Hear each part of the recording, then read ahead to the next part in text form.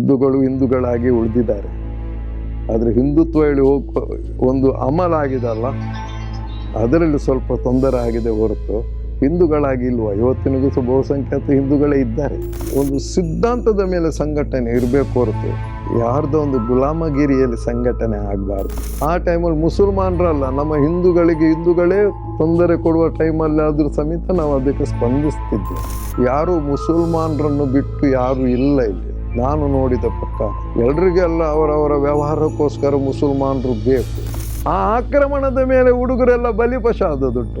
ನಾಯಕರು ಯಾರಿಗೂ ಬಲಿಪಶ ಆಗಲಿಲ್ಲ. ನಾನಿಲ್ಲಿ ಬಲಿಪಶ ಆಗಿದ್ದೇನೆ. ನಮ್ಮ ನಾಯಕರು ಇಷ್ಟು ದೊಡ್ಡ ನಾಯಕರಿದ್ದಾರೆ, ಅವರು ಎಲ್ಲಿಯಾದರೂ ಬಲಿಪಶ ಆಗಿದ್ದಾರೆ.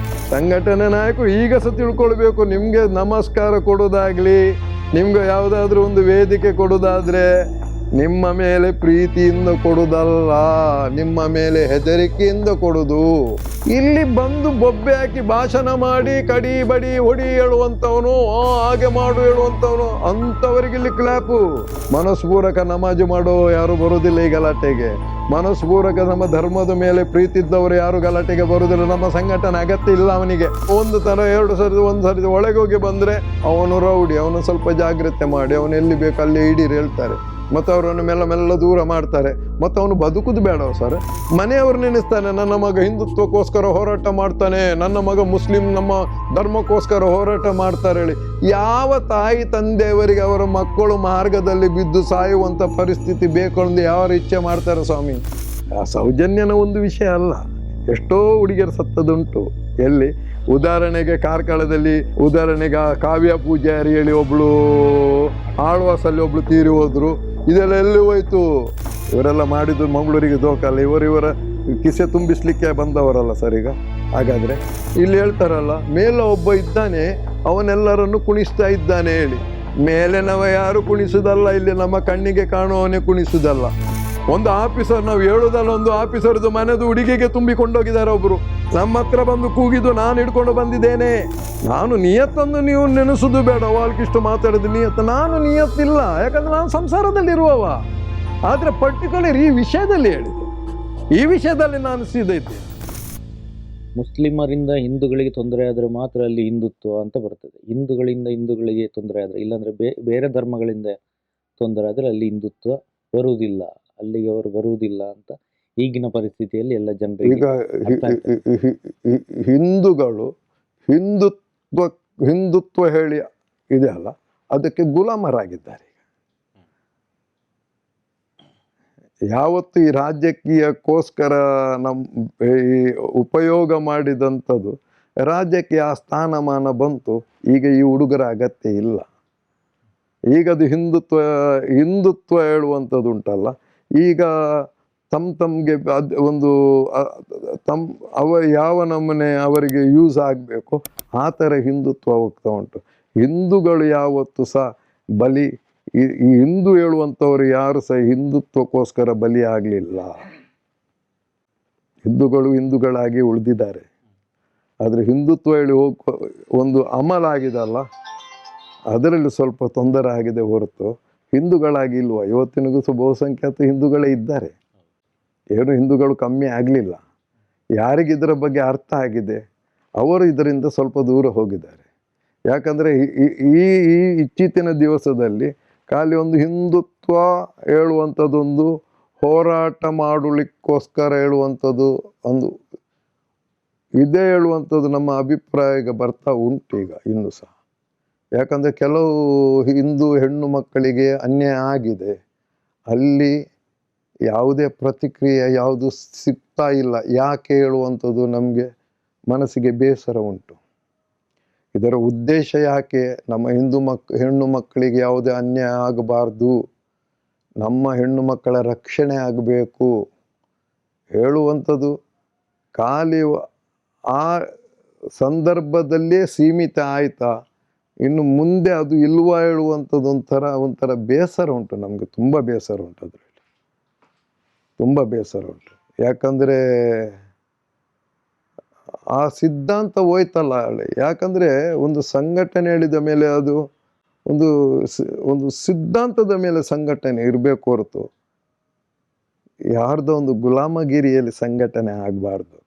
ಯಾರೋ ಒಬ್ಬ ಇಬ್ಬರು ಹೇಳಿದರು, ಆ ಸಂಘಟನೆಯನ್ನೇ ಯಾರೋ ಒಬ್ಬ ಕಬ್ಜಾ ಮಾಡುವ ಹಾಗೆ ಮಾಡಿದಾದರೆ, ಒಂದು ಸಂಘಟನೆಗೆ ಅದರದ್ದಾದ ಸ್ವಂತ ಏನು ಸಿದ್ಧಾಂತ ಉಂಟು ಅದನ್ನು ಒಂದು ಘಂಟಾಘೋಷವಾಗಿ ಅದನ್ನು ಪಾಲನೆ ಮಾಡಲಿಕ್ಕೆ ಆಗುವುದಿಲ್ಲ ಹೇಳುವಂಥ ಪರಿಸ್ಥಿತಿ ಈಗದ ಪರಿಸ್ಥಿತಿ ಬಂದಿದೆ ಅಂದರೆ ಅರ್ಥ ಎಂತ ಉಂಟಿದೆ. ಅಂದರೆ ಈಗಿನ ನಾಯಕರುಗಳು ಈ ಪ್ರಭಾವಿಗಳ ಹಿಂದೆ ದುಡ್ಡಿನ ಹಿಂದೆ ಹೋಗ್ತಾ ಇದ್ದಾರೆ ಅಂತ ನೀವು ಹೇಳ್ತಾ ಇದ್ದೀರಾ? ಅದು ಪುನಃ ಅದರಲ್ಲಿ ವಿವರಣೆ ಕೊಡುವಂಥದ್ದೇನಿಲ್ಲ, ಜನರಿಗೆ ಅರ್ಥ ಆಗಿದೆ. ಈಗ ಸಮಾಜಕ್ಕೆ ಅರ್ಥ ಆಗಿದೆ. ಸಮಾಜ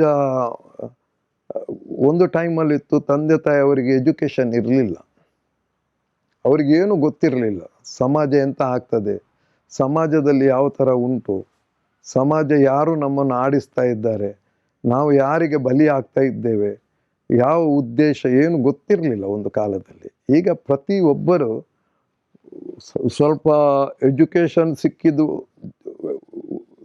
ಉಂಟು ಎಲ್ರಿಗೆ. ಈಗ ಸ್ವಲ್ಪ ಏನಿಲ್ಲದಿದ್ದರೆ ಕಲ್ತವರಿಗೆಲ್ಲ ಎಲ್ಲರೂ ಸೋಷಲ್ ಮೀಡಿಯಾದ ಬಗ್ಗೆ ಎಲ್ಲ ಅನುಭವ ಉಂಟು, ಎಲ್ರಿಗೆ ಅರ್ಥ ಆಗ್ತದೆ. ಈಗ ನಮಗೆ ಯಾರೋ ಆಡಿಸ್ತಾ ಇದ್ದಾರೆ, ನಮ್ಮನ್ನು ಯಾರೋ ದಬ್ಬಾಳಿಕೆ ಮಾಡ್ತಾ ಇದ್ದಾರೆ, ನಮ್ಮನ್ನು ಯಾರೋ ಯೂಸ್ ಮಾಡ್ತಾ ಇದ್ದಾರೆ, ನಾವು ಇನ್ನೊಬ್ಬನ ಕೈಗೊಂಬೆ ಆಗ್ತಾ ಇದ್ದೇವೆ, ನಾವು ಹಾಗಾದರೆ ನಮ್ಮ ಹಿಂದುತ್ವ ಎಲ್ಲಿ ಹೋಯಿತು, ನಾವು ಒಂದು ಕಷ್ಟಪಟ್ಟು ಆ ಸಂದರ್ಭದಲ್ಲಿ ಮಾಡಿದಂಥ ಎಲ್ಲಿ ಹೋಯಿತು, ಒಂದು ಟೈಮಲ್ಲಿ ಹಿಂದುತ್ವ ಹೇಳುವ ಯಾವ ಥರ ಇತ್ತು, ನಮಗೊಂದು ಕೇಳುವವರಿದ್ದರೂ ಹೇಳುವಂಥದ್ದಿಲ್ಲ. ಯಾರಾದರೂ ಒಂದು ಏನಾದರೂ ತೊಂದರೆ ಆಯ್ತು ಹೇಳು ಅಂದರೆ, ನನ್ನ ಮಗಳು ಹೀಗೀಗೆ ಒಂದು ಮುಸಲ್ಮಾನ ಬಂದು ಉಪದ್ರ ಕೊಡ್ತಾನೆ ಹೀಗೆ. ಈಗ ಆ ಟೈಮಲ್ಲಿ ಮುಸಲ್ಮಾನರಲ್ಲ, ನಮ್ಮ ಹಿಂದೂಗಳೇ ತೊಂದರೆ ಕೊಡುವ ಟೈಮಲ್ಲಿ ಆದರೂ ಸಮೇತ ನಾವು ಅದಕ್ಕೆ ಸ್ಪಂದಿಸ್ತಿದ್ದೆವು.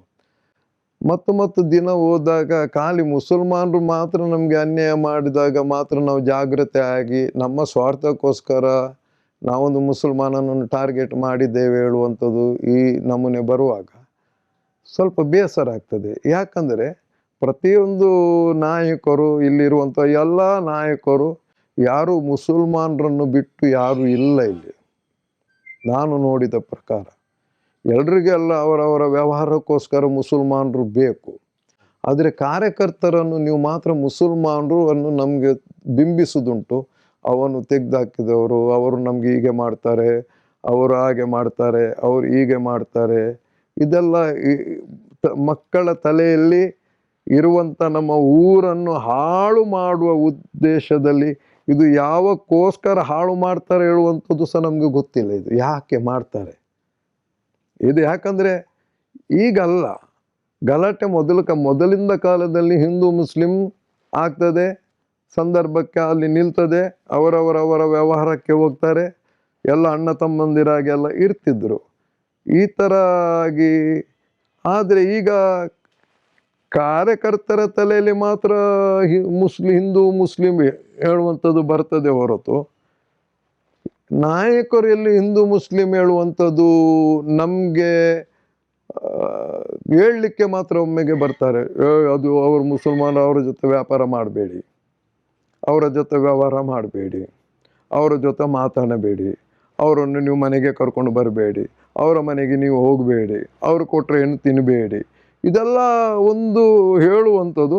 ಹಾಗಂತ ಇವರೆಲ್ಲ ಅವರ ಜೊತೆಯಲ್ಲಿ ಇರುವವರು, ವ್ಯವಹಾರ ಉಂಟು, ಪಾರ್ಟ್ನರ್ಶಿಪ್ ವ್ಯವಹಾರ ಉಂಟು ಇವರು ದೊಡ್ಡ ವ್ಯವಹಾರ ಸಹ ಮಾಡ್ತಾರೆ. ಇದು ನಾನು ಹೇಳುವಂಥದ್ದಲ್ಲ, ಸಮಾಜಕ್ಕೆ ಗೊತ್ತುಂಟು, ಸಮಾಜ ಹೇಳಲಿಕ್ಕೆ ಹೆದರ್ತದೆ. ನಮಗೆ ಯಾಕೆ ಬೇಕು ಹೇಳುವಂಥದ್ದು? ನಮಗೆ ಹೇಳುವಂಥದ್ದು ಹೆದರಿಕೆದು ಪ್ರಶ್ನೆ ಅಲ್ಲ, ನಮಗೆ ದುಃಖ ಆಗ್ತದೆ. ಒಂದು ಟೈಮಲ್ಲಿ ಹೇಗಿತ್ತು ಹೇಳುವಂಥದ್ದು, ಒಂದು ಟೈಮಲ್ಲಿ ಹೇಗಿತ್ತು, ಪರ್ಟಿಕ್ಯುಲರ್ ಇದೇ ಸಂಘಟನೆ ಅಂದಲ್ಲ, ಯಾಕೆ ಹೀಗಾಗಿದೆ ಹೇಳಿ ಅಂತದ್ದು. ಯಾವುದು ರಕ್ಷಣೆ ಇಲ್ಲ, ರಕ್ಷಣೆ ಕೊಡುವಂಥ ಮನಸ್ಸುಂಟು ಕಾರ್ಯಕರ್ತರಿಗೆ. ಕಾರ್ಯಕರ್ತರನ್ನು ಎದುರು ಹೋಗ್ಲಿಕ್ಕೆ ಬಿಡ್ತಾ ಇಲ್ಲ, ಕಾರ್ಯಕರ್ತರು ಗೊಂದಲದಲ್ಲಿದ್ದಾರೆ, ಈಗ ಯಾಕೆ ಆಗ್ತಾ ಉಂಟು ಹೇಳುವಂಥದ್ದು. ಹಾಗಂತ ಎದುರು ಮಾತಾಡುವಾಗೆ ಸಹ ಇಲ್ಲ, ಯಾಕಂದರೆ ಅಲ್ಲಿ ಅವರಿಗೆ ಅದೊಂದು ಮುಜುಗರ ಆಗಿದೆ. ಈ ಥರ ಎಲ್ಲ ಬರುವಾಗ ಸಂಘಟನೆ ಬೇಕಾ ಹೇಳುವಂಥದ್ದು ಒಂದು, ಯಾರದೋ ಒಂದು ಕೈಗೊಂಬೆಯಾಗಿ ದುಡಿಬೇಕಾ ಹೇಳುವಂಥದ್ದೊಂದು ಪ್ರಶ್ನೆ ಈಗ ಉದ್ಭವ ಆಗ್ತಾ ಉಂಟು, ಜನರಿಗೆ ಅರಿವಾಗ್ತಾ ಉಂಟು ಅಷ್ಟೇ. ಇತ್ತೀಚೆಗೆಲ್ಲ ಹಲವಾರು ವರ್ಷಗಳಿಂದ ನಡೀತಾ ಬಂದಿದ್ದು, ಹಿಂದೂಗಳನ್ನು ಮುಸ್ಲಿಮರು ಕೊಲ್ಲೋದು, ಮುಸ್ಲಿಮರು ಹಿಂದೂಗಳನ್ನು ಕೊಲ್ಲೋದು, ಮತ್ತೆ ಪ್ರತಿಕಾರ ಅಂತ ಅಮಾಯಕರನ್ನು ಕೊಲ್ಲೋದು ನಡೀತಾ ಬಂದಿದೆ, ಈಗಲೂ ನಡೀತಾ ಇದೆ. ಪ್ರತಿಕಾರಕ್ಕಾಗಿ ಕಾಯ್ತಾ ಇರ್ತಾರೆ. ಹೌದು. ಒಬ್ಬ ವ್ಯಕ್ತಿಯನ್ನು ಕೊಲ್ಲೋದ್ರಿಂದ ತಮ್ಮ ತಮ್ಮ ಧರ್ಮಗಳನ್ನು ಉಳಿಸಬಹುದಾ? ಆಗುದಿಲ್ಲ, ಉಳಿಲಿಕ್ಕೆ ಆಗುದಿಲ್ಲ, ಯಾವತ್ತೂ ಆಗುದಿಲ್ಲ. ಘರ್ಷಣೆಯಿಂದ ಯಾವತ್ತೂ ಒಂದು ಧರ್ಮ ಉಳಿಸ್ತೇನೆ ಹೇಳುವಂಥದ್ದು ಸುಳ್ಳು. ಘರ್ಷಣೆಯಿಂದ ನಾನು ಅದರಲ್ಲಿ ಆ ಗಲಾಟೆ ಮಾಡಿ ನಾನು ಕೊಂದು, ಅದು ಒಂದು ರಾಜನ ಕಾಲದಲ್ಲಿ ಆಯ್ತದು. ನನ್ನ ರಾಜ್ಯವನ್ನು ಉಳಿಸ್ಲಿಕ್ಕೋಸ್ಕರ ಕೊಲೆ ಮಾಡುವಂಥದ್ದೆಲ್ಲ ಇದ್ದದ್ದು ಸಹಜ.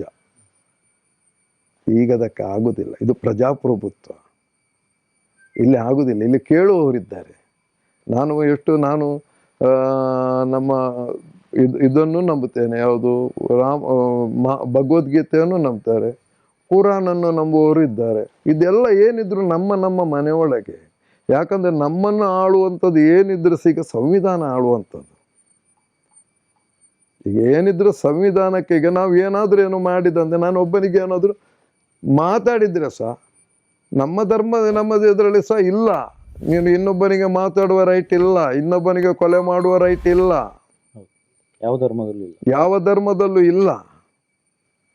ಆದ್ರೆ ಅದು ನಾವು ಧರ್ಮದ ಪ್ರಕಾರ ಹೋದ್ರೆ ಮಹಾಭಾರತ ಆಗಿದೆ. ಮಹಾಭಾರತದಲ್ಲಿ ಹೇಳಿದ್ದಾರೆ, ನಿನ್ನ ಸ್ವಂತ ಚಿಕ್ಕಪ್ಪ ಆಗಲಿ ದೊಡ್ಡಪ್ಪ ಆಗಲಿ ಯಾರಾದರೂ ಅರ್ಜುನ ಹೇಳಿದ್ರೆ ಕೃಷ್ಣನಿಗೆ ನೀನು ಕೊಲ್ಲು ಹೇಳಿ. ಅದು ಈಗ ಆಗುದಿಲ್ಲಲ್ಲ ಸರ್, ಈಗ ಆಗ್ತದೆ ಇಲ್ಲಲ್ಲ. ಈಗ ಒಂದು ಬಡ್ದ್ರೆ ಸಹ ನಾವು ಸ್ಟೇಷನ್ಗೆ ಹೋಗಿ ಕಂಪ್ಲೇಂಟ್ ಕೊಟ್ಟರೆ ಒಳಗೆ ಹೋಗುವಂತ, ಇದು ಸಂವಿಧಾನ.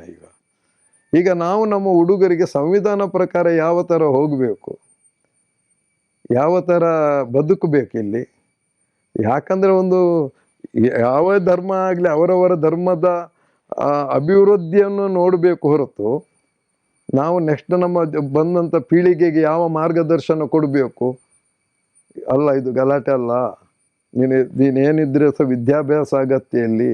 ನೀನು ಕೆಲಸಕ್ಕೆ ಹೋಗಬೇಕು, ನೀನು ಕೆಲಸಕ್ಕೆ ಹೋಗು, ನಿನ್ನ ಮನೆ ಉದ್ಧಾರ ಮಾಡು. ಅದೇ ನಮ್ಮ ಧರ್ಮ ರಕ್ಷಣೆ ಮಾಡುವುದಂದರೆ ಒಂದೊಂದು ನಮ್ಮ ಮನೆ ಜಾಗ್ರತೆ ಮಾಡುವಂಥದ್ದು, ನಮ್ಮ ಮನೆಯಲ್ಲಿ ನಾವು ವ್ಯವಹಾರಕ್ಕೆ ಹೋಗುವುದು, ನಮ್ಮ ಮನೆ ಯಾವ ಥರ ಬೇಕು ಹೇಳುವಂಥದ್ದು ನಿರ್ಣಯ ಮಾಡುವಂಥದ್ದು. ಆ ಮನಸ್ಥಿತಿಯನ್ನು ಹುಡುಗರ ತಲೆಯಲ್ಲಿ ತುಂಬಿಸಬೇಕು ಹೊರತು ಗಲಾಟೆ ಮಾಡಿ, ಅಂದರೆ ಗಲಾಟೆ ಅವಳುವಂಥದ್ದೊಂದು ಉಂಟು. ಕೆಲವು ಹುಡುಗರಿಗೆ ಅದರಿಂದಲೇ ಜೀವನ ಹೋಗುವುದು. ಯಾಕೆ? ಅದು ಅಲ್ಲ, ಅವರನ್ನು ಶಿಕ್ಷಣ ಕೊಟ್ಟ ನಮೂನೆ ಹಾಗೆ ಉಂಟು. ನಾವು ಯಾವುದೋ ಒಂದು ಗಲಾಟೆಗೆ ಹುಡುಗರನ್ನು ಯೂಸ್ ಮಾಡ್ತೇವೆ. ಈಗ ನಾವು ಯೂಸ್ ಮಾಡಿದ್ದೇವೆ ಅಲ್ಲ ಹೇಳುವುದಿಲ್ಲ. ಸಂಘಟನೆ ಬೆಳೆಸಬೇಕಾದ್ರೆ ನಾವು ಸಹ ಹುಡುಗರನ್ನು ಯೂಸ್ ಮಾಡಿದ್ದೇವೆ. ನಮಗೆ ಪಶ್ಚಾತ್ತಾಪ ಉಂಟು. ಯಾಕೆ? ಏನು ಮಾಡುವುದು? ನಮಗೆ ಮಾರ್ಗದರ್ಶನ ಕೆಲವರು ಮುಂದೆ ಹೋಗ್ತಾ ಸಂಘಟನೆ ಬೆಳೆಸಬೇಕು ಹೇಳಿದ್ರೆ ನಮಗೆ ವಿರೋಧಿಗಳು ಯಾರಿದ್ದಾರೆಂದು ನೋಡಿ ಅದರ ಮೇಲೆ ನಮ್ಮ ಆಕ್ರಮಣವೇ ಅಲ್ಲ ಆಗುವಂಥದ್ದು. ಆ ಆಕ್ರಮಣದ ಮೇಲೆ ಹುಡುಗರೆಲ್ಲ ಬಲಿಪಶು ಆದದುಂಟು. ನಾಯಕರು ಯಾರಿಗೂ ಬಲಿಪಶು ಆಗಲಿಲ್ಲ. ನಾನಿಲ್ಲಿ ಬಲಿಪಶು ಆಗಿದ್ದೇನೆ. ನಮ್ಮ ನಾಯಕರು ಇಷ್ಟು ದೊಡ್ಡ ನಾಯಕರಿದ್ದಾರೆ, ಅವರು ಎಲ್ಲಿಯಾದರೂ ಬಲಿಪಶು ಆಗಿದ್ದಾರೆ? ಯಾವುದಾದ್ರೂ ಕೇಸಲ್ಲಿ ಸಿಕ್ಕಿ ಬಿದ್ದಿದ್ದಾರೆ? ಸಿಕ್ಕಿ ಬಿದ್ದವರು ಯಾರು ಹೇಳಿದ್ರೆ ಎಲ್ಲ ಪಾಪದ ಹುಡುಗರು. ಆ ಪಾಪದ ಹುಡುಗರು ಒಳಗೆ ಹೋಗ್ಬೇಕು. ಅವರ ಮನೆಯದು ಪರಿಸ್ಥಿತಿ ಅನ್ನೊಂದು ಎಲ್ಲಿ ತನಕ ಅಂದರೆ ಕೆಲವರು ಪಾಪ ನಂತರದ ದಿನದಲ್ಲಿ ಯಾವತ್ತು BJP ಅಧಿಕಾರಕ್ಕೆ ಬಂತು, ಸಂಘಟನೆ ಹುಡುಗರಿಗೆ ಪಾಪ ಸಂಘಟನೆಯವರು ಸ್ವಲ್ಪ ನೋಡ್ತಿದ್ರು, ಎಲ್ಲ ಇತ್ತು.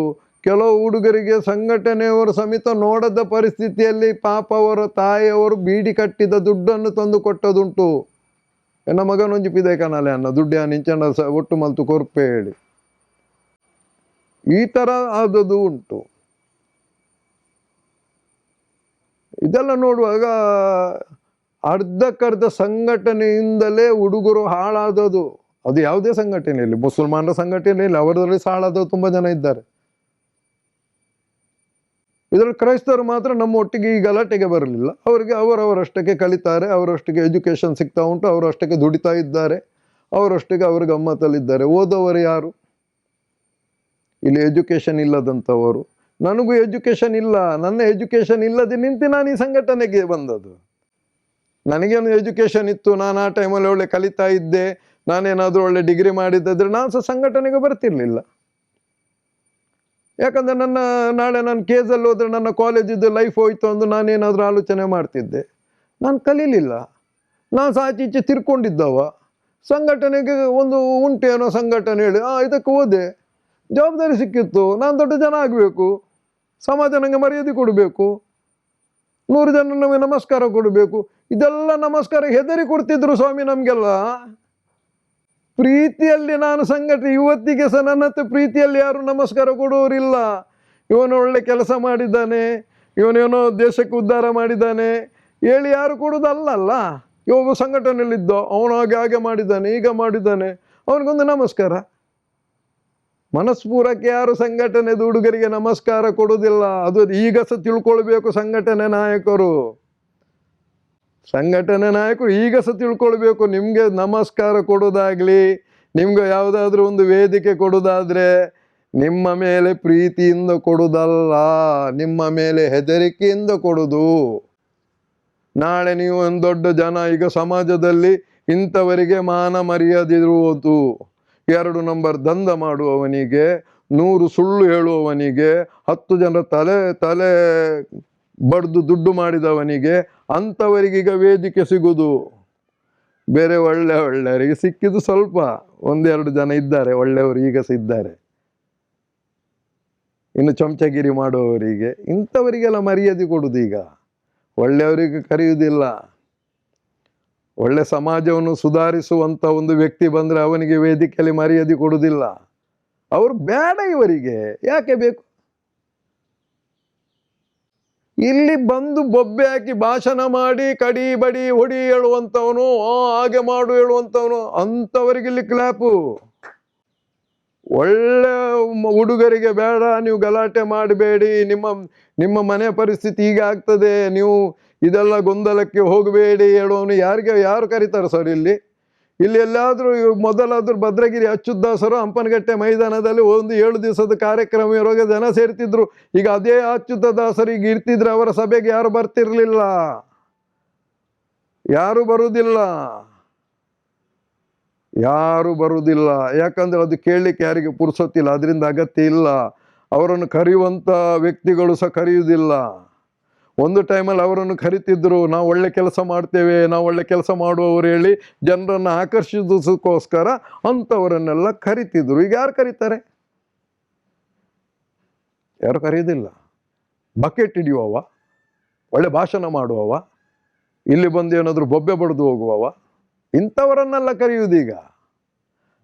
ನಮ್ಮದ್ರಲ್ಲಿ ಹಿಂದೂ ಒಂದು ಅಲ್ಲ, ಮುಸಲ್ಮಾನರಂಥವರು ಸಹ ಅಲ್ಲಿ ಸದ್ಯ ಕರೆಯುವುದು. ತಾಂಟ್ಗ ಅವರದೊಂದು ಬೇರೆ, ಅವರದು ಅಲ್ಲಿ ಸಹ ಹುಡುಗರನ್ನು ಬಲಿ ಕೊಡೋದು. ಸಚ್ಚ 5 ಟೈಮ್ ಕುರಾನ ನಮಾಜು ಮಾಡುವ ಹುಡುಗರು ನಿಯತ್ತಲ್ಲಿ ಬಂದರು, ಅದು ನಾಟಕಕ್ಕೆ ನಮಾಜು ಮಾಡುವವರು, ಇಲ್ಲಿ ಬಂದು ಗಲಾಟೆ ಮಾಡುವವರು ಸಹ ಇದ್ದಾರೆ. ಆದರೆ ಮನಸ್ಪೂರ್ವಕ ನಮಾಜು ಮಾಡುವ ಯಾರು ಬರುವುದಿಲ್ಲ ಈ ಗಲಾಟೆಗೆ.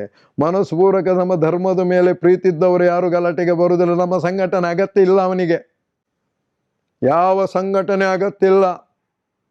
ಅವನ ಆತ್ಮಶುದ್ಧ ಉಂಟು, ಅವನು ಕರೆಕ್ಟ್ ಇದ್ದಾನೆ. ನಾನು ನನ್ನ ಮನೆ ಹೆಂಡತಿ ಮಕ್ಕಳನ್ನು ಯಾವ ರೀತಿಯಲ್ಲಿ ನೋಡ್ತೇನೆ, ನಾನು ತಂದೆ ತಾಯಿಯವರನ್ನು ಯಾವ ಥರ ನೋಡ್ತೇನೆ, ಅಂಥ ಹುಡುಗರು ಯಾರು ಬರುವುದಿಲ್ಲ.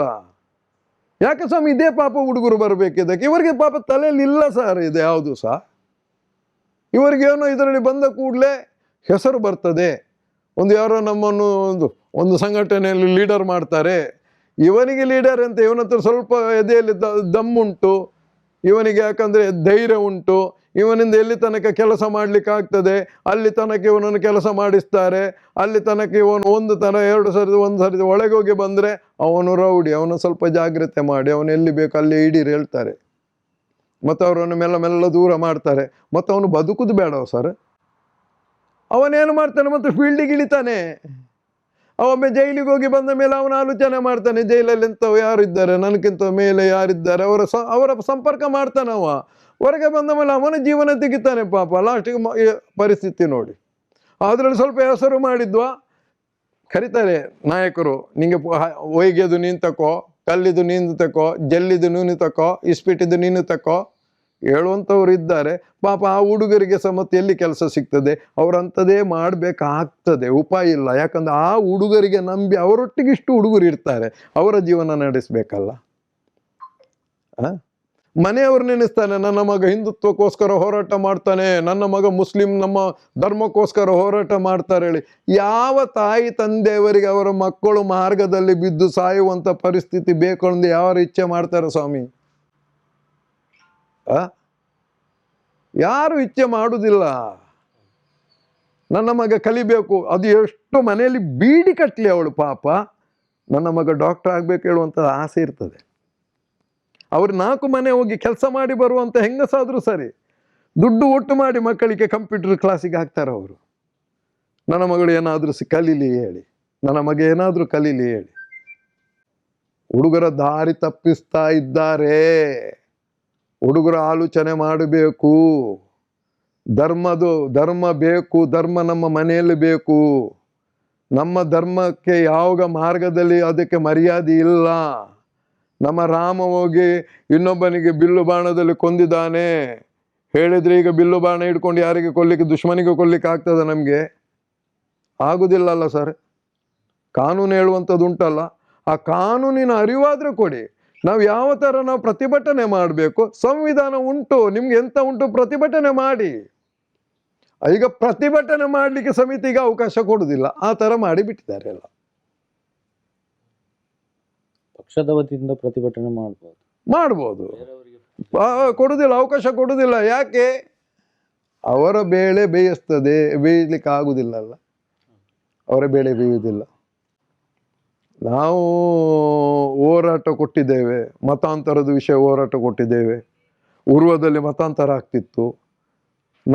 ನಮ್ಮ ಆ ಪಾಪದವರಿಗೆ ಆಮಿಷ ಒಡ್ಡಿ, ನಿಮ್ಗೆ ಮನೆಗೆ ಪೈಪ್ ಕೊಡ್ತೇವೆ, ನಿಮ್ಮ ಮನೆಗೆ ಹಂಚ ಹಾಕ್ತೇವೆ, ನಿಮ್ಗೆ ಮನೆಗೆ ಅದು ಕೊಡ್ತೇವೆ, ಇದು ಕೊಡ್ತೇವೆ, ಆ ಒಂಥರ ಇತ್ತು. ಆವಾಗ ಉರ್ವದಲ್ಲಿ ಭಾರಿ ದೊಡ್ಡ ಒಂದು ಪ್ರತಿಭಟನೆ ಆಯಿತು. ದೊಂದಿ ಮೆರವಣಿಗೆ ತೆಗೆದ್ರು, ಅಲ್ಲಿ ಜಾಗ್ರತೆ ಮೂಡಿಸುವಂಥ ಕೆಲಸ ಆಯಿತು. ಬಡ್ದಲ್ಲ, ವಿನಯಲ್ ಶೆಟ್ಟಿ ಇದ್ದ, ದಾಮೋದರ್ ಶೆಟ್ಟಿ ಯಾರಿದ್ರು, ಗಣೇಶ್ ಶೆಟ್ಟಿ ಯಾರಿದ್ರು, ಲೋಕೇಶ್ ಶೆಟ್ಟಿ ಯಾರಿದ್ರು, ಭರತ ಇದ್ದ, ಮತ್ತು ಉರ್ವದು ತುಂಬ ಹುಡುಗರು ನಮ್ಮೊಟ್ಟಿಗೆ ಆ ಉರ್ವ ಪರಿಸರದಲ್ಲಿದ್ದರು. ಇದೆಲ್ಲ ಎಲ್ಲೂ ಗಲಾಟೆ ಅಲ್ಲ. ಒಂದೇ ಮಾತರಂ ಹೇಳುವಂಥದ್ದು ಪದ್ಯವನ್ನು ಸ್ಟೇಜಲ್ಲಿ ಒಂಥರ ವಿಕೃತವಾಗಿ ಒಂದು ಆಡಲಿಕ್ಕೆ ಶುರು ಮಾಡಿದ್ದು. ನಮಗದು ನಮ್ಮ ಒಂದೇ ಮಾತರಂ ನೀವು ಮಾರ್ಗದಲ್ಲಿ ನಮ್ಮನ್ನ ಸ್ಟೇಜಲ್ಲಿ ಆಡ್ತಾರೆ, ಅದನ್ನು ನಿಲ್ಲಿಸುವಂಥದ್ದು ಕೆಲಸ ಮಾಡಿದ್ದೇವೆ. ಅದು ಮಾಡಬಾರ್ದಂದು ಗೊತ್ತಿಲ್ಲ, ಆದರೆ ನಮ್ಮ ಸೂಚನೆ ಇತ್ತು, ಅದೆಲ್ಲ ಸರಿಯಲ್ಲ. ನಮ್ಮ ಒಂದೇ ಮಾತರಂ ಅವಮಾನ ಮಾಡ್ತಾ ಇದ್ದಾರೆ. ಅದು ಎಷ್ಟೋ ಕಡೆಯಲ್ಲಿ ನಾವು ನಿಲ್ಲಿಸಿದ್ದೇವೆ, ವೇದಿಕೆಯಲ್ಲಿ ಆಗ್ತಾ ಇರುವಾಗ ಹೋಗಿ ವೇದಿಕೆಯಲ್ಲಿ ಹತ್ತಿ ನಾವು ನಿಲ್ಲಿಸಿದುಂಟು.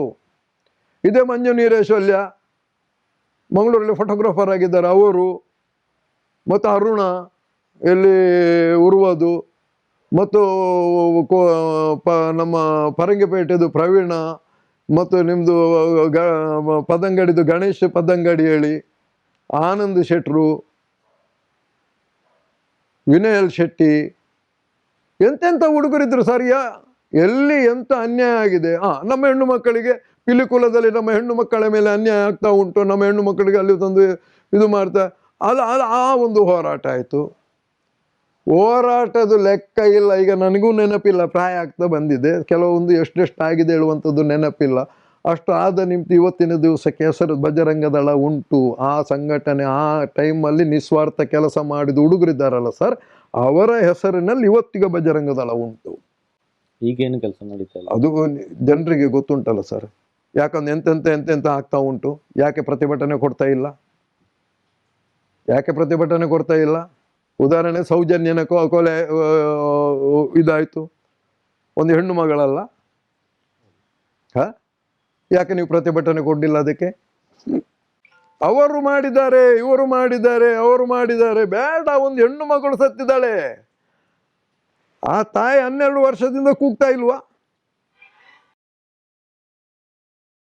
ಸಂತೋಷವು ನಿರಪರಾಧಿ ಆದ್ಮೇಲೆ ಹಾಗಾದ್ರೆ ಮಾಡಿದ್ದು ಯಾರು ಅಂತ ಬೇಕಲ್ಲ.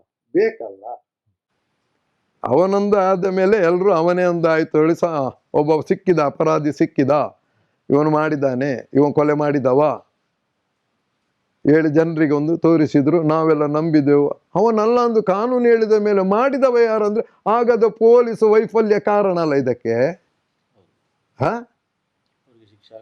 ಆಗಲೇಬೇಕಿತ್ತಲ್ಲ ಸರ್.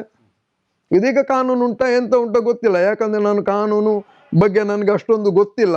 ಆದರೆ ಸಮಾಜ ಈಗ ನಡೀತಾ ಉಂಟು ಎಂಥದ್ದು, ಈಗ ಮೊಬೈಲಲ್ಲೆಲ್ಲ ನೋಡ್ತೇನೆ, ರಾತ್ರಿ 1 ಗಂಟೆ 2 ಗಂಟೆ ತನಕ ಮೊಬೈಲ್ ನೋಡ್ತೇನೆ. ಈಗ ಎಲ್ಲ ಆಗುವಂಥದ್ದೆಲ್ಲ ವಿದ್ಯಮಾನದೆಲ್ಲ ವಿಷಯ ಎಲ್ಲ ನೋಡ್ತಾ ಇದ್ದೇನೆ. ಇದು ಆಗ್ತದೆ, ಅದು ಆಗ್ತದೆ, ಎಲ್ಲ ನೋಡ್ತಾ ಇದ್ದೇವೆ. ಇದೆಲ್ಲ ನೋಡುವಾಗ ಎಲ್ಲಿ ಹೋಯ್ತು ಹಿಂದೂ ಸಂಘಟನೆ? ಯಾರು ಏನೂ ಮಾತಾಡ್ತಾ ಇಲ್ಲ. ಆ ಸೌಜನ್ಯನ ಒಂದು ವಿಷಯ ಅಲ್ಲ, ಎಷ್ಟೋ ಹುಡುಗಿಯರು ಸತ್ತದುಂಟು. ಎಲ್ಲಿ ಉದಾಹರಣೆಗೆ ಕಾರ್ಕಳದಲ್ಲಿ ಇಲ್ಲಿ ಒಬ್ಳು ಸತ್ತಿದ್ದಾಳೆ. ಉದಾಹರಣೆಗೆ ಕಾವ್ಯ ಪೂಜಾರಿ ಹೇಳಿ ಒಬ್ಳು, ಆಳ್ವಾಸಲ್ಲಿ ಒಬ್ಳು ತೀರಿ ಹೋದ್ರು. ಇದೆಲ್ಲ ಎಲ್ಲಿ ಹೋಯ್ತು? ಹಾಗಾದ್ರೆ ಹೆಣ್ಣು ಹೇಳುವಂಥದ್ದು ಅಲ್ಲ, ಭೋಗದ ವಸ್ತು. ಮುಸಲ್ಮಾನರು ಅದನ್ನು ಭೋಗದ ವಸ್ತುವನ್ನು ಮಾಡಿದ್ದಾರೆ. ಅವರೊಂದು ಮೆಷನರಿ 10-20 ಮಕ್ಕಳನ್ನು ಹಡಿತಾ ಇದ್ದಾರೆ, ಅವರಿಗೋಸ್ಕರ ಹೆಣ್ಣು ಹಾಗಾದ್ರೆ ನಮ್ದೊಂದು ಖಾಲಿ ಒಂದು ಯೂಸ್ ಅಂಡ್ ಥ್ರೋ ಹುಡುಗಿಯರನ್ನು ಕೊಲೆ ಮಾಡುವಂಥದ್ದೇ ನಮೂನೆ ಆಗ್ತಾ ಉಂಟು ಹೇಳಿದ್ರೆ ಅವರಿಗೆ ಮತ್ತು ನಮಗೆ ಎಂಥ ಫರಕ್ ಉಂಟು? ನಾನು ನನ್ನನ್ನೇ ಒಪ್ಪಿಕೊಂಡಾಗೆ ನಾನು ಅದು ಒಪ್ಪುವ ಹಾಗೆ ಆಗಿದೆ. ಈಗ ಆ ಥರ ಪರಿಸ್ಥಿತಿ ಬಂದು ನಿಂತಿದೆ. ಯಾಕೆ? ಹಾಗಾದ್ರೆ ಒಂದು ನಮ್ಮ ರಕ್ಷಣೆಗೋಸ್ಕರ ಅಲ್ಲ ಸರ್ ಒಂದು ಸಂಘಟನೆ ಬೇಕು ಹೇಳುವಂಥದ್ದು. ನಿಮ್ಮ ಪ್ರಕಾರ ಏನಾಗಿರ್ಬೋದು? ಗುಲಾಮರು, ಸ್ವಾರ್ಥಿಗಳು, ನಿರ್ಲಜ್ಜರು, ಯಾವುದಿಲ್ಲ ಇವರ ಹತ್ರ. ಈಗ ಕೆಲವು ನಾಯಕರು ಮನಸ್ಸಲ್ಲೇ ಕೂಗ್ತಾರೆ, ಎಲ್ಲರೂ ಪೂರ್ತಿಂಟಿಗಳಲ್ಲ, ಎಲ್ಲರೂ ಒಂದೇ ಲೆಕ್ಕ ಇಲ್ಲ. ಕೂಗ್ತಾರೆ, ಮನಸ್ಸಲ್ಲಿ ಕೂಗ್ತಾರೆ, ಅನುಭವಿಸಿದವರು ಕೂಗ್ತಾರೆ. ಹೇಳಲಿಕ್ಕಾಗುವುದಿಲ್ಲ, ಹೇಳುವಂಥ ಪರಿಸ್ಥಿತಿ ಇಲ್ಲ. ಹೇಳಿದ್ರೆ ಪುಕ್ಕ ಹೇಳುವಂತಾರೆ ಬಾಯಿ ಬಿಟ್ಟು. ಯಾಕಂದ್ರೆ ನಾವು ನಮ್ಮತನವನ್ನು ಮಾರಿ ಆಗಿದೆ, ನಾವು ನಮ್ಮತನವನ್ನು ಮಾರಿ ಆಗಿದ್ದಾರೆ. 100 ವರ್ಷ ಬದುಕುವುದಕ್ಕಿಂತ 2 ವರ್ಷ ಸತ್ಯ ಹೇಳಿ ಸತ್ರೆ ಸುಖ ಸರ್ ಇದರಲ್ಲೆಲ್ಲ. ಇವತ್ತಲ್ಲ ನಾಳೆ ಸಾಯ್ಲಿಕ್ಕುಂಟು, ಸಾಯ್ಲಿಕ್ಕೆ ಇಲ್ಲದ ಮನುಷ್ಯ ಇಲ್ಲ. ಇಲ್ಲಿ ಬರುವಾಗ ಸತ್ಯ ಏನಂದ್ರೆ, ನಾನು ಬರುವಾಗ ಅವಳೆ ನನ್ನ ಹೆಂಡತಿ ಆಗ್ತಾನೆ, ಇವನೇ ತಂದೆ ಆಗಿದ್ದಾನೆ, ಇವಳೆ ತಾಯಿ ಆಗಿದ್ದಾಳೆ ಎಂದು ಗೊತ್ತಿಲ್ಲ ನಮಗೆ. ಅಂತೂ ವಿಚಾರ ಬರುವಾಗ, ನಮಗೆ ಬುದ್ಧಿ ಬರುವಾಗ, ಅಲ್ಲ ನಮಗೆ ಒಂದು ಚಿಕ್ಕದಿರುವಾಗಲೇ ಒಂದು ಚಿಮಿಟಿದ್ರೆ ಸಹ ಕೂಗ್ಲಿಕ್ಕೆ ಒಂದು ಅನುಭವ ಬರುವಾಗ ಆಗಲೇ ಗೊತ್ತಾಗ್ತದೆ. ಹೆದರಿಕೆ ಹೇಳುವಂಥ ಸಾಯ್ಲಿಕ್ಕುಂಟೊಂದು ಆಗಲೇ ಅರ್ಥ ಆಗ್ತದೆ ಮನುಷ್ಯನಿಗೆ. ಇಲ್ಲಿ ಯಾರು ಬದುಕಿದವರು ಯಾರು ಇಲ್ಲ. ಅವನು ಬದುಕಿದ್ದಾನೆ, ಇವನು ಬದುಕಿದ್ದಾನೆ ಹೇಳಿದವರು ನೋಡಿದವರು ಸಹ ಇಲ್ಲ. ಯಾರು ನೋಡಿದವರು ಅಲ್ಲ ಸರ್. ಕತೆ ಕಟ್ಟಿದ್ದಾನೆ, ಅವನು ಚಿರಂಜೀವಿ, ಇವ ಚಿರಂಜೀವಿ ಹೇಳಿ ಚಿರಂಜೀವಿ ಎಂದು ತೋರಿಸಿದವರು ಯಾರಿದ್ದಾರೆ? ಇಲ್ಲಲ್ಲ. ಸಾಯುವುದಂತೂ ಗ್ಯಾರಂಟಿ ಉಂಟಲ್ಲ ಸರ್, ಬೇಕಲ್ಲ. ಯಾರ್ಯಾರು ಎಂಜಲು ನಕ್ಕಿ ಯಾಕೆ ಸಾಯಬೇಕು ಸರ್? ಯಾರ ಗುಲಾಮ ಆಗಿ ಯಾಕೆ ಸಾಯಬೇಕು? ಅಗತ್ಯ ಇಲ್ಲಲ್ಲ. ನೀವು ಗುಲಾಮರಾಗಿ ಪಾಪ ಹುಡುಗರನ್ನೇ ಯಾಕೆ ಗುಲಾಮ ಮಾಡೋದು? ಈಗ ಮಂಗಳೂರಲ್ಲಿ ಶಾಂತಿ ಉಂಟು. ಹಾಗಾದ್ರೆ ಇದಕ್ಕಿಂತ ಮೊದಲು ಬಂದವರು ಪೊಲೀಸ್ ಆಗಲಿ, ಕಮಿಷನರ್ ಆಗಲಿ, ಇದಕ್ಕಿಂತ ಮೊದಲು ಬಂದ SPಗಳಾಗಲಿ, ಇದರ ಮೊದಲು ಬಂದು ಇಲ್ಲಿ ಚಾರ್ಜ್ ತಗೊಂಡವರಾಗಲಿ, ಇವರೆಲ್ಲ ನಮ್ಮ ಮಂಗಳೂರಿಗೆ ದೋಖ ಅಲ್ಲ ಸರ್ ಮಾಡಿದ್ದು? ಇವರೆಲ್ಲ ಮಾಡಿದ್ದು ಮಂಗಳೂರಿಗೆ ದೋಖ ಅಲ್ಲ? ಇವರ ಕಿಸೆ ತುಂಬಿಸ್ಲಿಕ್ಕೆ ಬಂದವರಲ್ಲ ಸರ್ ಈಗ? ಹಾಗಾದರೆ ಈಗ ಯಾಕೆ ಸರ್ ಇಷ್ಟು ಕಂಟ್ರೋಲಲ್ಲಿ ಉಂಟು? ಮೊದಲು ಒಂದು ಫೇಸ್ಬುಕ್ಕಲ್ಲಿ ಏನಾದ್ರ ಬಗ್ಗೆ ಏನಾದರೂ ಹಾಕಿತ್ತಂದ ಶುರು, ಅವನಿಗೆ ಹುಟ್ಟಿದ ಮಗ, ಇವನಿಗೆ ಹುಟ್ಟಿದ ಮಗ, ಅವ ಸಾಬನಿಗೆ ಹುಟ್ಟಿದ ಮಗ, ಇವನಿಗೆ ಹುಟ್ಟಿದ ಮಗ, ಚಂದ ಅದು ಇವನು ಅವನ ತಾಯಿಯಾಗೆ, ಅವನ ತಂದೆ ಹಾಗೆ, ಅವನು ಇಲ್ಲಿ ಹುಟ್ಟಿದ್ದು ಅಲ್ಲಿ ಹುಟ್ಟಿದಲ್ಲ, ಇಡೀ ಜಾತಕವನ್ನು ತೆಗೆದು ಹೊರಗೆ ಹಾಕ್ತಿದ್ರಲ್ಲ ಸರ್. ಅದು ಯಾಕೆ ಸರ್ ಈಗ ಮಾಡ್ತಾ ಇಲ್ಲ? ಹಾಗಾದ್ರೆ ಸಂವಿಧಾನ ಅಲ್ಲ ಸರ್ ಇದಕ್ಕೆಲ್ಲ? ಕಾನೂನು ಹೇಳುವಂಥದ್ದೊಂದು ಉಂಟಲ್ಲ ಸರ್. ಅದ ಕಾನೂನು ಎಲ್ಲಿ ಹೋಯ್ತು? ಇವರು ಎಲ್ಲಿ ಕೊಂಡೋದ್ರಿ ಈ ಕಾನೂನನ್ನು? ಒಯ್ಗೆ ವ್ಯಾಪಾರ ಇಲ್ಲ, ಜೂಜಿಲ್ಲ, ಮಡ್ಕ ಇಲ್ಲ, ಕಲ್ಲು ಇಲ್ಲ, ಯಾವುದಿಲ್ಲ. ಹಾಗಾದ್ರೆ ಒಂದು ಖಾಲಿ ಇಬ್ಬರು ಖಾಲಿ ಒಂದು 2 ಪೀಸ್. ಇಡೀ ಮಂಗಳೂರನ್ನ ಆಳ್ವಿಕೆ ಈ ನಮ್ಮನೆ ಚಂದ ರೀತಿಯಲ್ಲಿ ಆಗ್ತದೆ ಹೇಳಿದ್ರೆ ಯಾಕೆ ಸರ್ ನಮ್ಮ ಮಂಗಳೂರು ಹಾಳು ಮಾಡಿದಲ್ಲ ಸರ್, ಇಲ್ಲಿ ದೋಚಲಿಕ್ಕೆ ಅಲ್ಲ ಸರ್ ಬಂದವರೆಲ್ಲ. ಹಾಗಾದ್ರೆ ಇದ್ದಾರೆ, ಪ್ರಾಮಾಣಿಕರಿದ್ದಾರೆ ಸರ್, ಪ್ರಾಮಾಣಿಕರನ್ನು ನಾವು ನೋಡಿದ್ದೇವೆ. ನಾವು ಇರುವ ಟೈಮಲ್ಲಿ ಪ್ರಾಮಾಣಿಕರಿದ್ದರು.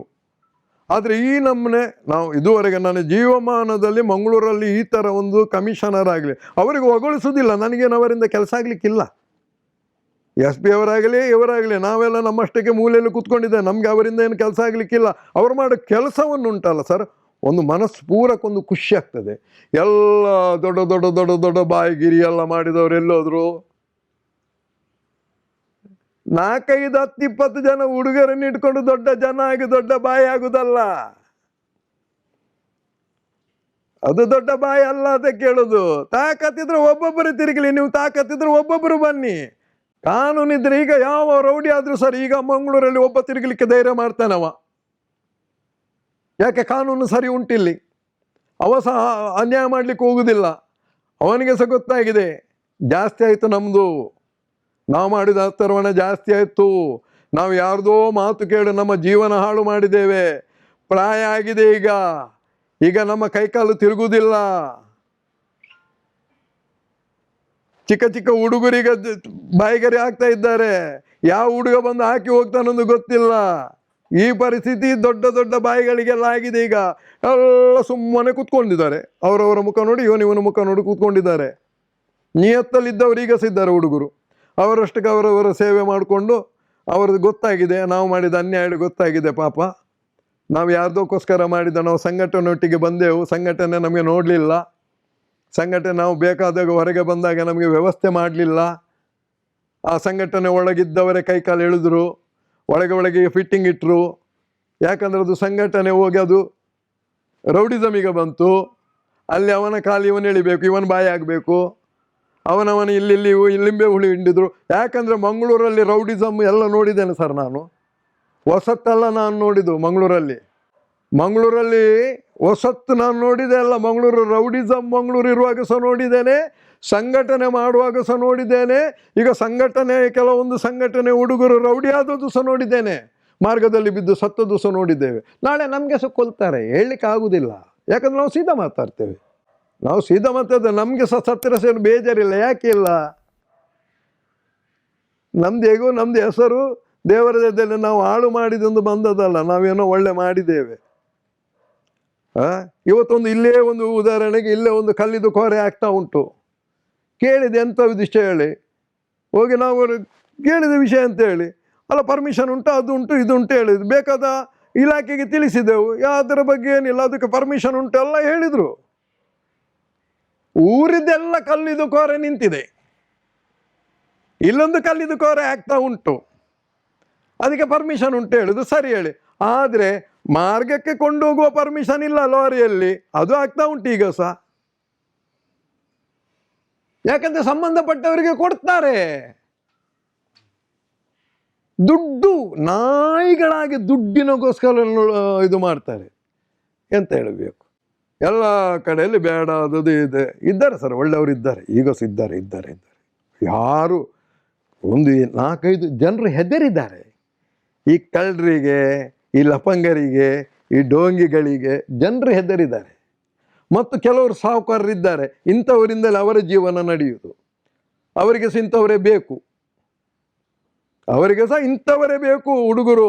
ಯಾಕಂದ್ರೆ ಅವನು ಮಾಡೋ 2 ನಂಬರಿಗೆ ಈ 4 ಪೆಟ್ಟಿಸ್ಟ್ ಹೇಳುವಂಥ ಹುಡುಗರಿಗೆ, ಲೇಬಲ್ ಇದ್ದ ಹುಡುಗರಿಗೆ ಹಿಡ್ಕೊಂಡು ತಿರುಗುತ್ತಾರೆ. 4 ಸಹ ಅವನು ಹೇಳ್ತಾನೆ, ಬೇಕಾದ್ರೆ ಅವ ಹಾಗೆ ಮಾಡಿದ್ದಾನೆ, ಅವನು ಈಗ ಮಾಡಿದ್ದಾನೆ ಹೇಳಿ ಆ ಹುಡುಗನಿಗೆ ದೊಡ್ಡ ದೊಡ್ಡ ಫೇಮಸ್ ಮಾಡ್ತಾನೆ. ನಾಳೆ ಅವನಿಗೆ ಸಹ ಅವನ ತಾಕತ್ತು ಕಮ್ಮಿ ಆದ್ರೆ ಅವನೇ ಒದ್ದುವರೆಗೆ ಆಗ್ತಾನೆ ಇವನಿಗೆ. ಈ ಪಾಪ ಯಾರು ಹೋಗುದು ಸರ್? ಯಾರು ಸಾಹುಕಾರ ಮಕ್ಕಳು ಯಾರ ಒಟ್ಟಿಗೆ ಚೇಲಗಿರಿ ಮಾಡ್ಲಿಕ್ಕೆ ಹೋಗ್ತಾರೆ ಸರ್ ಪಾಪ? ಸಾಹುಕಾರದ ಮಕ್ಕಳ ಬಗ್ಗೆ ನಾನು ಮಾತಾಡುವುದೇ ಇಲ್ಲ. ಯಾಕಂದ್ರೆ ನಾನು ನೋಡಿದೆಲ್ಲ ಹುಡುಗರು ಇಂಥವರನ್ನೇ ಹುಡುಗರನ್ನು ನೋಡಿದ್ದು. ಈ ಹುಡುಗರು ಬಲಿ ಆಗ್ತಾ ಇದ್ದಾರಲ್ಲ ಹೇಳಿ. ಯಾಕಂದ್ರೆ ನಾವು ಕರ್ಕೊಂಡು ಬಂದದ್ದು ಸರ್, ಎಂಥದೋ ಹಿಂದುತ್ವ, ನಮ್ಮ ಹಿಂದುತ್ವ, ನಮ್ಮ ಜವನೇ ರೊಟ್ಟಾವೋಡು, ನಾವು ಹೀಗೆ ಮಾಡಬೇಕು, ನಮ್ಮ ದೇಶ ನಮ್ಮ ರಕ್ಷಣೆ ಮಲ್ಪಡು, ಹಾಗೆ ಹೀಗೆಲ್ಲ ಹೇಳಿ ಪಾಪ ಆ ಮಕ್ಕಳಿಗೆ ಇಟ್ಕೊಂಡು ಬಂದದ್ದು ಸರ್. ನನಗೀಗ 59 ವರ್ಷ ಪ್ರಾಯ ಆಯಿತು. ಇವತ್ತು ನಾಳೆ ನಾನು ಸೀನಿಯರ್ ಸಿಟಿಸನ್ನೇ. ನನ್ನ ಪ್ರಾಯದಲ್ಲಿದ್ದವರು ಪಾಪ ನಮಗೇನೋ ನಮ್ಮ ಹಿರಿಯವರು ಮಾಡಿದುಂಟು, ನಾವೇನೋ ತಿಂದು ಈಗ ದೇವರದಲ್ಲಿ ನನ್ನ ಹೆಂಡತಿ ಮಕ್ಕಳಿದೆಯಲ್ಲ ನನಗೆ ಉಂಟು, ತಂದೆ ಮಾಡಿದುಂಟು ಹೇಳ್ಬೋದು ಸರ್. ಪಾಪದವರಿಗೆ ಎಂತ ಉಂಟು ಸರ್ ಅಲ್ಲಿ? ತಾಯಿ ಬೀಡಿ ಕಟ್ಟುವುದು, ತಂದೆ ಕೂಲಿ ಕೆಲಸ ಮಾಡುವವರು, ಅವರ ಮಕ್ಕಳು ಏನೋ ಪ್ಯಾಂಟ್ ದೊಡ್ಡ ದೊಡ್ಡ ಒಂದು ಇದರಲ್ಲಿ ಓದೇವು ನಮಗೇನೋ ಆಗ್ಬೋದು ಹೇಳಿ ಪಾಪ 2 ಒಳ್ಳೆ ಶೂ ಪ್ಯಾಂಟ್ ಶರ್ಟ್ ಎಲ್ಲ ಹಾಕಿ 2 ದಿವಸ ಪಾಪ ತಿರುಗುತ್ತಾನೆ. 3ನೇ ದಿವಸ ಅವನಿಗೆ ಸ್ಯಾರಿಗೆ ಎನ್ಪೋವರು ಇಲ್ಲ ಸರ್. ಅವನು ಸಹ ಪಾಪ ಮೂಲೆಯಲ್ಲಿ ಮತ್ತು ಕೇಳ್ತಾನೆ, ಅನ್ನ ಕೋರ್ಟು ಪೋಯರೆ ಕಾಸಿಜ್ಜಿ ಹೇಳಿ, ಅನ್ನ ವಕೀಲರೇ ಕೊರ್ರೆ ಕಾಸಿಜ್ಜಿ ಹೇಳಿ. ಪಾಪ ನಮ್ಮ ಕೆಲವು ವಕೀಲರಿದ್ದಾರೆ, ಆ ದಿನಕರ್ ಶೆಟ್ಟಿ ಅಂತವರು, ಅವ್ರು ಪಾಪ ಈ ಹುಡುಗರಿದೆಲ್ಲ ಕೇಸು ಪಾಪ ನೋಡ್ತಾರೆ, ದುಡ್ಡಿಲ್ಲದಿದ್ರೆ ಸಹ ತೊಂದರೆ ಇಲ್ಲ ಪಾಪ ಅವ್ರು ನೋಡ್ತಾರೆ. ಆ ವೇಣು ಹೇಳುವ ಒಬ್ಬ ಇದ್ದಾರೆ, ಅವರು ನೋಡ್ತಾರೆ. ಯಾರು ಸರ್? ಯಾರಿಲ್ಲ ಈಗ. ಮೊದಲಿದ್ದು ನಮಗೆಲ್ಲ ಬಿಡಿಸ್ಲಿಕ್ಕೆ ಬಂದವರು ಪಾಪ ಅವರಿಲ್ಲ ಈಗ ಯಾರು. ಯಾಕಂದ್ರೆ ಅವರನ್ನು ಸಹ ಸ್ವಲ್ಪ ದೂರ ಇಟ್ಟಿದ್ದಾರೆ. ಇಲ್ಲಿ ಯಾರು ಇಲ್ಲಿ ಎಲ್ಲರನ್ನು ನಲಿಸುವವ, ಇಲ್ಲಿ ಹೇಳ್ತಾರಲ್ಲ ಮೇಲೆ ಒಬ್ಬ ಇದ್ದಾನೆ ಅವನೆಲ್ಲರನ್ನು ಕುಣಿಸ್ತಾ ಇದ್ದಾನೆ ಹೇಳಿ. ಮೇಲೆನವ ಯಾರು ಕುಣಿಸುವುದಲ್ಲ, ಇಲ್ಲಿ ನಮ್ಮ ಕಣ್ಣಿಗೆ ಕಾಣುವವನೇ ಕುಣಿಸುವುದಲ್ಲ. ನಮ್ಮ ಕಣ್ಣಿಗೆ ಕಾಣುವವನೇ ಕುಣಿಸ್ತಾ ಇದ್ದಾನೆ. ಅವನು ಕುಣಿಯುವ ಪರಿಸ್ಥಿತಿ ಯಾವಾಗುಂಟ ದೇವರಿಗೂ ಗೊತ್ತು. ಅವನನ್ನು ಸಹ ಕುಣಿಸುವ ಇದ್ದಾನೆ. ಇಲ್ಲಿ ಧರ್ಮ ಮತ್ತು ಅಧರ್ಮದ ಇಲ್ಲಿ ಒಂದು ಸುಳ್ಳಿಗೆ 1000 ಸುಳ್ಳು ಹೇಳಿ ಆ ಮೊದಲಿನ ಸುಳ್ಳು ಸತ್ಯ ಮಾಡುವಂಥವರೇ ಇರುವುದಿಲ್ಲಿ. ಒಂದು ಸುಳ್ಳನ್ನು 1000 ಸುಳ್ಳು ಆ ಸುಳ್ಳಿನ ಮೇಲೆ ಹಾಕಿ ಆ ಸುಳ್ಳನ್ನು ಸತ್ಯ ಮಾಡುವಂಥವರೇ ಇಲ್ಲಿರುವುದು. ಸತ್ಯ ಮತ್ತು ಒಂದು ಹೇಳ್ತೇನೆ ಸರ್, ಸತ್ಯ ಸತ್ಯವೇ, ಧರ್ಮ ಮತ್ತು ಅಧರ್ಮದೇ ಯುದ್ಧ ಆಗ್ತದೆ ಹೊರತು ಅದಕ್ಕೆ ಧರ್ಮಕ್ಕೆ ಯಾವತ್ತೂ ಜಯ ಉಂಟು. ಕಷ್ಟ ಆಗ್ಬೋದು, ಕಷ್ಟ ನಮಗೆ ಸಿಗಬಹುದು, ಕಷ್ಟ ನಾವು ಅನುಭವಿಸಬಹುದು. ಆದರೆ ನಾವು ಮಾಡಿದ ಕಷ್ಟ ಅನುಭವಿಸ್ತಾ ಉಂಟಂದರೆ ಇದು ಯಾರೋ ಮಾಡಿದ ಕಷ್ಟ ಅಲ್ಲ, ನಾವು ಅನುಭವಿಸೋದು ಯಾರೋ ಮಾಡಿದಲ್ಲ, ನಾನು ಮಾಡಿದ್ದು ನಾವೇ ತಿನ್ನಬೇಕು. ಅದೊಂದು ನಾವು ಸ್ವೀಕಾರ ಮಾಡಲಿಕ್ಕೆ ಶುರು ಆದರೆ ನಾವು ಸುಮ್ಮನೆ ಕೂತ್ಕೊಳ್ಬೋದು ಸರ್, ಅದಕ್ಕಿಂತ ಬೇರೆ ಏನಿಲ್ಲ. ಅದಕ್ಕೆ ಹುಡುಗರಿಗೆ ಹೇಳೋದು ಬೇಡ, ಈ ದರಿದ್ರ ದಗಲ್ಬಾಜಿ, ಈ ಯಾರೋ ನಮ್ಮನ್ನು ಯೂಸ್ ಮಾಡುವಂಥದ್ದು, ಇಂಥದ್ದೆಲ್ಲ ಸಂಘಟನೆಗೆ ಹೋಗಬೇಡಿ. ದುಡೀರಿ, ಕಲೀರಿ, ಮನೆ ನೋಡಿ ಮನೆ ಸಾಕು. ಈಗ ಇದ್ದಂಥ ಟೀಮ್ ಉಂಟಲ್ಲ ಸರ್, ಇದರದ್ದಲ್ಲಿ ಎಂಡ್ ಆಗಲಿ, ಇನ್ನು ಬರುವಂಥ ಹುಡುಗರು ಇದರಲ್ಲಿ ಸೇರೋದು ಬೇಡ. ದುಶ್ಚಟ ಹೇಳ್ತಾರೆ, ನಾವು ಸಹ ದುಶ್ಚಟ ಎಲ್ಲ ಮಾಡಿದವರೇ. ಕೆಲವರು ಹೇಳ್ಬೋದು, ಅವ ಹಾಗೆ ಹೇಳಿ, ನಾನು ಅದೇ ಇದ್ದೆ, ನಾನು ಸಹ ಒಳ್ಳೊಳ್ಳೆ ದುಶ್ಚಟ ಮಾಡಿದವನೇ, ಅದು ಅನುಭವ ಹೇಳ್ತೇನೆ, ಇದರಲ್ಲಿ ಇದೇ ಸಿಗುವುದು ಲಾಸ್ಟಿಗೆ ನಮಗೆ. ಈಗ ಬೇಡ, ದುಶ್ಚಟ ಮಾಡಲಿಕ್ಕೆ ಕೈಕಲಿಗೆ ಬಲ ಇಲ್ಲ, ಪುನಃ ದುಶ್ಚಟ ಮಾಡಿ ಎಲ್ಲಿ ಹೋಗುದು? ದುಶ್ಚಟ ಮಾಡಿ ಸಾಕಾಗಿದೆ.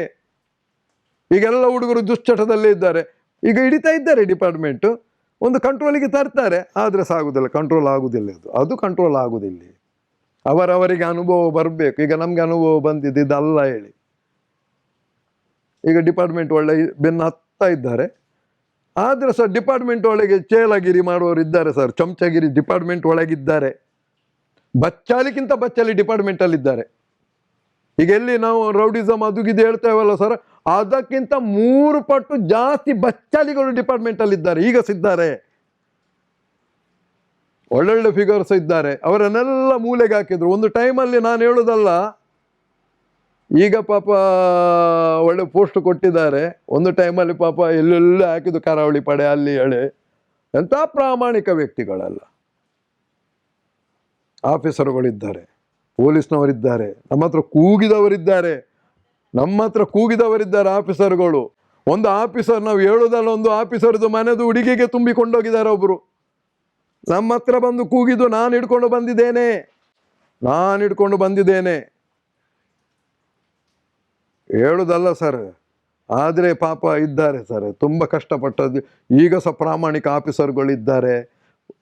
ಹೇಗೆ ನಮ್ದು ಈ ಲೋಕ ಉಂಟು, ಸಂಸಾರ ಇಲ್ಲಿ ಈ ಲೌಕಿಕ ಜೀವನದಲ್ಲಿ ಹಾಳು ವ್ಯಕ್ತಿ, ಒಳ್ಳೆ ವ್ಯಕ್ತಿ ಎಲ್ಲ ಹೇಳಿ ನಾವೆಂತ ಇಲ್ಲಿ ಕರಿತೇವೆ, ಹಾಗೆ ಸಹ ಡಿಪಾರ್ಟ್ಮೆಂಟಲ್ಲಿ ಉಂಟು, ಹಾಗೆ ಸಾಧು ಸಂತರಲ್ಲಿ ಸಹ ಉಂಟು. ಇಲ್ಲಿಗ ಎಲ್ಲ ಸಾಧುಗಳೆಲ್ಲ ಬಕೆಟ್ ಹಿಡಿಯುವ ಸಾಧುಗಳೆಲ್ಲ ಇಲ್ಲಿ ಇರುವಂಥವರೆಲ್ಲ ಒಂದೆರಡು ಒಳ್ಳೆ ಇದ್ದಾರೆ. ಇವರೆಲ್ಲ ಬೇಕು, ಇವರ ರಾಜ್ಯಕ್ಕೆ ಚೇಲಗಿರಿ ಮಾಡಲಿಕ್ಕಿರುವ ಸಾಧುಗಳು ಈಗ ಇರುವಂಥವರೆಲ್ಲ. ಎಲ್ಲ ಸಾಧುಗಳಲ್ಲ, ಒಂದೆರಡು ಒಳ್ಳೆದಿದ್ದಾರೆ. ದಕ್ಷಿಣ ಕನ್ನಡದಲ್ಲಿ ಒಂದಿಬ್ಬರು ಇದ್ದಾರೆ ಪಾಪ, ಒಳ್ಳೆ ಇದ್ದಾರೆ, ಅವರವರಷ್ಟಕ್ಕಿದ್ದಾರೆ. ಆದರೆ ಬಾಕಿಯವರು ನಾನು ನೋಡಿದಾಗೆ ಅಲ್ಲ. ಅವನಿಂದ ನನಗೆ ಎಂತ ಸಿಗ್ತದೆ, ನನ್ನ ಮಟ್ಟಕ್ಕೆ ಎಂತ ಸಿಗ್ತದೆ, ನನಗೆಷ್ಟು ಯಾವ ಗಾಡಿಯಲ್ಲಿ ತಿರುಗಬೇಕು, ಆ ಸ್ವಾಮಿ ದೊಡ್ಡ ಗಾಡಿಯಲ್ಲಿ ತಿರುಗುತ್ತಾನೆ, ನಾನು ಸಹ ದೊಡ್ಡ ಗಾಡಿಯಲ್ಲಿ ತಿರುಗಬೇಕು ಹೇಳುವಂಥ ಕಳ್ಳ ಸ್ವಾಮಿಗಳು ಎಷ್ಟೋ ಜನ ಇದ್ದಾರೆ ಇಲ್ಲಿ. ಸ್ವಯಂ ಘೋಷಿತ ಸ್ವಾಮಿಗಳಿದ್ದಾರಲ್ಲ ಸ್ವಾಮಿಗಳು. ನಾನು ಸಹ ನೋಡಿದ ಸರ್, ಇವರೆಂಥ ಸ್ವಾಮಿಗಳು ನೋಡಿದ, ನಮ್ಮ ಎದುರೊಂದು ಸ್ವಾಮಿಗಳು ಸ್ವಾಮಿ ಹೇಳುವಂಥದ್ದು ಅಂತೇಳಿ ಕೂತ್ಕೊಂಡು ಹೇಳಿ, ನಾನು ಹೇಳ್ತೇನೆ ಸ್ವಾಮಿ ಎಂಥದ್ದಂದು ಕೇಳ್ತೇನೆ ನಾನು. ಸ್ವಾಮಿ ಅಂದರೆ ಎಂಥದ್ದು, ಸ್ವಾಮಿ ನಿಷ್ಠೆ ಅಂದರೆ ಎಂಥದ್ದು, ಸ್ವಾಮಿ ಇದ್ದರೆ ಸ್ವಾಮಿ ಆಗಬೇಕಾದ್ರೆ ಏನೆಲ್ಲ ಆಗಬೇಕು, ನಾವು ಸಹ ಸ್ವಾಮಿ ಅಂತಂದು ನೋಡಿದವರು ಸಹ. ಇದೆಲ್ಲ ನಮಗೆ ರಾಜಕೀಯದ ನಾಯಕರಿಗೆ ಬೇಕಾದ ಮಣೆ ಹಾಕುವಂಥ 3 ಕಾಸಿನ ಕೆಲವು ಸ್ವಾಮಿಗಳು ಹುಟ್ಟಿದ್ದಾರೆ ಈಗ. ಇವರಿಂದ ಜನರು ನೆನೆಸ್ತಾರೆ, ಆ ಸ್ವಾಮಿ ಲಂಚ ಫಂಡೇರು ಹೇಳಿ ಎಂತ ಹೇಳುದು, ಇವನ ಬಕೆಟ್ ತುಂಬಿಸ್ತಾನೆ ಇಲ್ಲಿ. ಯಾರು ನಿಯತ್ತಲ್ಲಿಲ್ಲ ಸರ್, ನಾನು ನಿಯತ್ತಲ್ಲ. ನಾನು ನಿಯತ್ತನ್ನು ನೀವು ನೆನೆಸುದು ಬೇಡ, ವಾಲ್ಕಿಷ್ಟು ಮಾತಾಡಿದ ನಿಯತ್ತು, ನಾನು ನಿಯತ್ತಿಲ್ಲ. ಯಾಕಂದ್ರೆ ನಾನು ಸಂಸಾರದಲ್ಲಿರುವವ. ಆದರೆ ಪರ್ಟಿಕ್ಯುಲರ್ ಈ ವಿಷಯದಲ್ಲಿ ಹೇಳಿದ್ದು, ಈ ವಿಷಯದಲ್ಲಿ ನಾನು ಸೀದಾ ಇದ್ದೇನೆ, ಈ ವಿಷಯದಲ್ಲಿ ನಾನು ಸೀದಾ ಇದ್ದೇನೆ. ವಾಲ್ಕಂಚ ಆಯಪುರದು ಮಂಚ, ನಾನೇನು ರಾಮ ಅಲ್ಲ, ನಾನೇನು ಕೃಷ್ಣ ಸಹ ಅಲ್ಲ, ರಾಮ ಅಲ್ಲ. ಅರ್ಥ ಆಯ್ತಲ್ಲ? ಒಂದು ಗುಣ ಇಲ್ಲ ರಾಮಂದು ನನ್ನ ಹತ್ರ, ನಾನು ಹೇಗೆ ರಾಮ ಆಗ್ಲಿಕ್ಕೆ ಸಾಧ್ಯ? ಕೃಷ್ಣಂದು ಗುಣ ಉಂಟು ನನ್ನ ಹತ್ರ ಸ್ವಲ್ಪ. ಅವನು ಇಷ್ಟು ಜನ ಹೇಳ್ತಾರಲ್ಲ ಅದರಲ್ಲಿ ಅಷ್ಟಿಲ್ಲ, ಸ್ವಲ್ಪ ಅದ್ರ ಗುಣ ಉಂಟು, ಇಲ್ಲ ಹೇಳಲಿಕ್ಕೆ ಆಗ್ತದ? ಸೊಬಗರಲ್ಲ. ಆದರೆ ನಾನು ಇಷ್ಟೇ ಕೇಳೋದು, ಹುಡುಗರನ್ನು ನೀವು ಬಲಿ ಮಾಡ್ತಾ ಇದ್ದೀರಾ, ಅದರ ಬಗ್ಗೆ ನಾನು ಮಾತಾಡ್ತೀನಿ. ಹುಡುಗರನ್ನು ವ್ಯವಸ್ಥೆ ಮಾಡಿದ್ದೀರಾ? ಇಲ್ಲಲ್ಲ. ಏನು ಹುಡುಗರಿಗೆ ಏನಾದರೂ ವ್ಯವಸ್ಥೆ ಮಾಡಿದ್ದೀರಾ? ಇಲ್ಲಲ್ಲ. ನಿಮಗೆ ಬೇಕಾದ ಹುಡುಗರಿಗೆ ಮಾತ್ರ ಅಲ್ಲ ವ್ಯವಸ್ಥೆ ಮಾಡಿದ್ದು. ಇದ್ದಾರೆ ರಾಜಕೀಯದಲ್ಲಿ ಎಲ್ಲ ಹಾಳು ಹೇಳುವುದು ಅಂಥದ್ದಂತೂ ಇಲ್ಲ. ನನಗೆ ಉಪಕಾರ ಮಾಡಿದ ನಾಯಕರು ಇದ್ದಾರೆ. ಅವರಿಗೆ ಪಾಪ ಅವರಿಗೆ ಸ್ವಲ್ಪ ಸೈಡಿಗೆ ಇಡ್ಲಿಕ್ಕೆ ನೋಡಿದ್ರು ಪರವಾಗಿಲ್ಲ. ಯಾಕಂದರೆ ನನ್ನಕ್ಕೋಸ್ಕರ ಅಲ್ಲ, ನಮ್ಮ ಹುಡುಗರಕ್ಕೋಸ್ಕರ ಜೀವ ಕೊಟ್ಟವರಿದ್ದಾರೆ. ನಾನು ಪ್ರತಿಯೊಂದು ವಿಷಯದಲ್ಲಿ ಅವರಿಗೆ ಯಾವತ್ತೂ ಮರೀಲಿಕ್ಕಾಗುವುದಿಲ್ಲ. ಯಾಕಂದರೆ ನಾನು ಯಾವತ್ತು ಮಾತಾಡೋದಾದರೆ ನಮ್ಮ ಕಾರ್ಯಕರ್ತರ ವಿಷಯದಲ್ಲೇ ನಾನು ಮಾತಾಡೋದು, ಪಾಪದ ಹುಡುಗರ ಬಗ್ಗೆ ಮಾತಾಡೋದು, ಪಾಪದ ಹುಡುಗರ ದಾರಿ ತಪ್ಪಿಸ್ತಾ ಇದ್ದಾರೆ ಹೇಳುವಂಥದ್ರ ವಿಷಯದಲ್ಲಿ ಮಾತಾಡೋದು, ಮಕ್ಕಳ ಭವಿಷ್ಯ ಹಾಳು ಮಾಡ್ತಾ ಇದ್ದಾರೆ ಅಂತ ಹೇಳುವಂಥ ವಿಷಯದಲ್ಲಿ ಮಾತಾಡೋದು. ಈ ಭವಿಷ್ಯ ಹಾಳು ಮಾಡಿದಂಥ ಟೈಮಲ್ಲಿ ಅವರವರಿಗೆ ಕಷ್ಟಕ್ಕೆ ಒದಗಿದಂಥ ನಾಯಕರು ನಮ್ಮಲ್ಲಿದ್ದಾರೆ. ಯಾರಲ್ಲ, ನಳಿನ್ ಕುಮಾರ್ ಕಟೀಲ್ ನಮಗೆ ಉಪಕಾರ ಮಾಡಿದವರು, ನಮ್ಮ ಸಂಘಟನೆ ಹುಡುಗರಿಗೆ ಸಹ. ಅವರಿಲ್ಲ, ನಮಗೆ ಅಗತ್ಯ ಇಲ್ಲ. ನಮಗೇನು, ನಾವೇನು ಪಕ್ಷಕ್ಕೆ ಸೀಮಿತದವರಲ್ಲ, ನಾವು ಯಾವ ಪಕ್ಷದವರಲ್ಲ. ನಾನು ಯಾವ ಪಕ್ಷಕ್ಕೆ ನಾನು ಸೀಮಿತ ಅಲ್ಲ. ನನಗೆ ಪಕ್ಷದ ಬಗ್ಗೆ ಗೊತ್ತೇ ಇಲ್ಲ, ರಾಜಕೀಯ ಹೇಗೊಂದು ಗೊತ್ತಿಲ್ಲ. ರಾಜಕೀಯ ಮಾಡಿದಾದರೆ ನಾನೀಗ ಇಷ್ಟು ನಿಮ್ಮ ಹತ್ರ ಸೀದಾ ಮಾತಾಡಬೇಕಂದು ಹೇಳಿಲ್ಲ.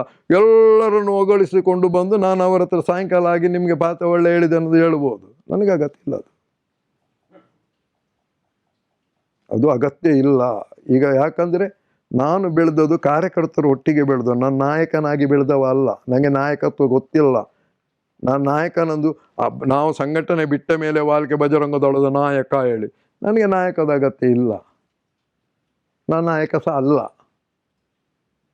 ಆ ಹುಡುಗರು ಇವತ್ತಿಗೆ ಸಹ ಪ್ರೀತಿಯಲ್ಲಿದ್ದಾರೆ, ಸಾಕು. ಈಗದು ಯಾರದೋ ಚೇಲಾಗಿರಿ ಮಾಡುವಂಥ ಜೀವನ ನಡೆಸಲಿಕ್ಕೆ ಆಗೋದಿಲ್ಲ. ನಾವು ಅವರೊಟ್ಟಿಗೆ ಇಲ್ಲ ಅಷ್ಟೇ.